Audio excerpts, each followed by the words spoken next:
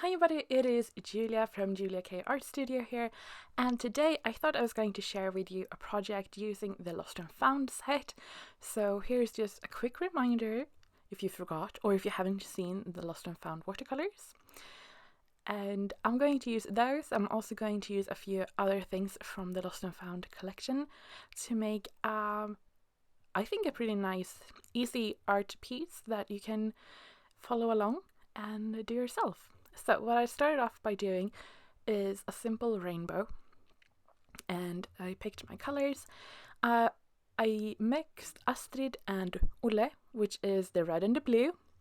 I mixed them together, so one is a little bit more purpley, which you can see here, and then another one that is more red. So I'm doing that, and I'm just using a flat brush to paint them out. And I'm going to keep them in this position, so I know how I like them. You know, when you start with a rainbow, it's kind of nice to know which is going to be the big and then the smaller. I'm finishing off with Hilda, which is the yellow one. It's a raw sienna from Mont Amiat, and it's very, very pretty. So, and I had a little bit of Astrid in there just to get a little bit of that sort of hint towards orange, but not being orange. Yes. Okay. The next thing I'm going to do is I'm going to work on the middle hump. What do you call the things in the rainbow? Yeah. Anyway, I'm going to use this set of it's a dip pen with a nib. And I'm just loading that up with Astrid. I just decided to go with plain Astrid. It makes it easier to refill it. So I just make sure I have a pretty concentrated mix and load that on the nib. And that means I can use any color I want to draw out. So here I'm just going to fill that shape. Let's just call it a shape with sort of a pattern of flowers and leaves. And I have just in a palette, I mix Astrid with water, and then I use a brush to sort of transfer. Depending on the nib you have, I use the one with a little belt. Yeah, and I could do quite a lot before I needed to sort of refill. Refill the dip pen. So yeah, I think it's really fun. I've also tried this technique using Agnes, which is a color that has like a bit bigger gold flecks in it, and it looks so pretty. But this time I decided to go with a very warm color scheme. So here I have it, and I'm going to cut out my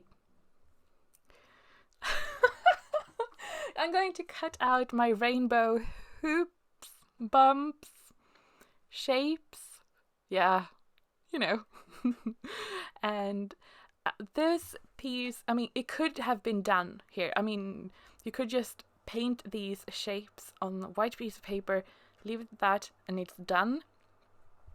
And I really like that idea, but I just could not stop.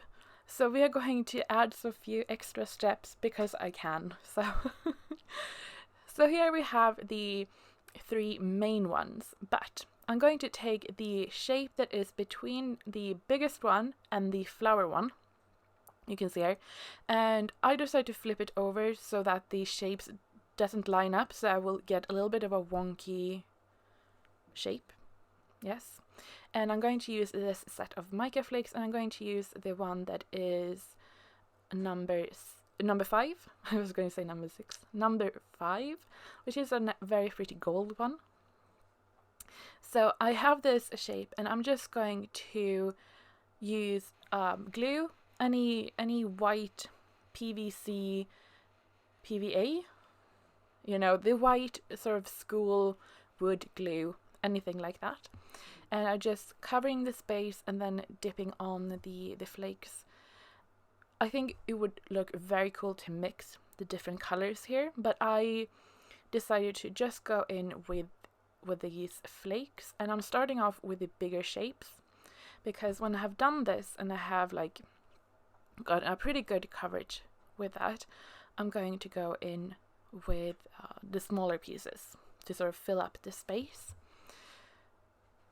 Now, there are a few different types of these kind of white glaze, and the only thing I would say is try to take one that is a little bit more tacky, or not like slow drying, but a little bit, so it doesn't like you get that skin on right away.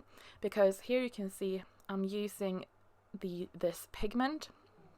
This is the pigment that is that gold in Agnes, and I'm just going to sort of have that on top, so that will fill in all of those little spaces in between. So I still get that look of having those big gold chunks, but then giving that extra very like sparkly effect with this. And I just had it in a glass bottle because I actually don't know why I had it in a glass bottle. But I have it in the shop. You will get it in a little plastic Ziploc bag, so you can reseal it, so you don't need to use it every time or use up everything. Here I should have had a paper underneath and poured it back. Anyway, so we're going over to a next step. Is this the final step? No, of course not. But I'm going to take all of my hoops, all of my bumps, and I'm going to glue them to this craft paper. And I'm doing this because I want to have a little bit of an outline. And I decided to go with the craft paper because I know I want a white background, and I feel like the craft is a pretty warm paper, having that brown, and I feel like that would give a nice subtle contrast. So I'm just gluing them down, and I'm going to go over it because I felt like I wanted to have a little bit more pattern, a little bit more interest, but I didn't want anything to take over, so I decided to go in with a white jelly pen, and this is the number 10, and it was so easy. I recently ordered these jelly rolls because I think I've always had, like, you know, the standard 08, and here I got a set of 3, so the 05, 08 and 10, and the 10 I can't find it right now, but it is so great, especially if you want to make a little bit bigger details. I really like the small one, but for this, the 10 was amazing. So I do polka dots on the bigger hump, and then on the yellow, I feel like I want to add something to that yellow, so I'm just going to go in and do some very wide apart lines, and I feel like that turned out really, really cute. So I do have patterns on all of them, but none of the patterns are like, hey, look at me, too much. It's just to create a little bit of interest. So now I'm going to cut that out again, but I'm going to leave like a little space, you know, so we get that contrast. In the end, you won't be like, oh, it's mounted on craft paper, but I just really like having that extra, having the different layers. I feel like that is what really gives this piece something extra. I'm going to glue this down, and I have a piece of handmade watercolor paper. And this is paper from a company that is called Caddy, and they make amazing paper. And they make like loose sheets of paper in different sizes, but also sketchbooks. So highly recommend them. And now the final step. I am pretty confident in saying the final step is I just take some white embroidery thread, and I'm going to stitch around everything. So yeah. And I just really, really like it. I like how it looks. I love all the different textures here you get the texture from the watercolor. You can see definitely here on the inner hoop, inner bump, you have some texture in the watercolor, and then we have the texture because they are different, they are cut out, the different patterns of them. You have the glitter, and then we have the craft underneath to give them a little bit of like a sense of being held together, and then also the thread giving that texture. I am a sucker for this kind of I don't know, homemade quilting type of look. I can't quilt, and I'm not really good at sewing either, but I just really like it. So right now I have this piece on the shelf in my studio, and just makes me happy. I mean, just imagine what 4 little bumps or hoops, what they can do just for your mood. So yeah, that is my very easy, I hope it's very easy just to follow along. All of this stuff are in the shop. If you want to take a look, they are linked down below.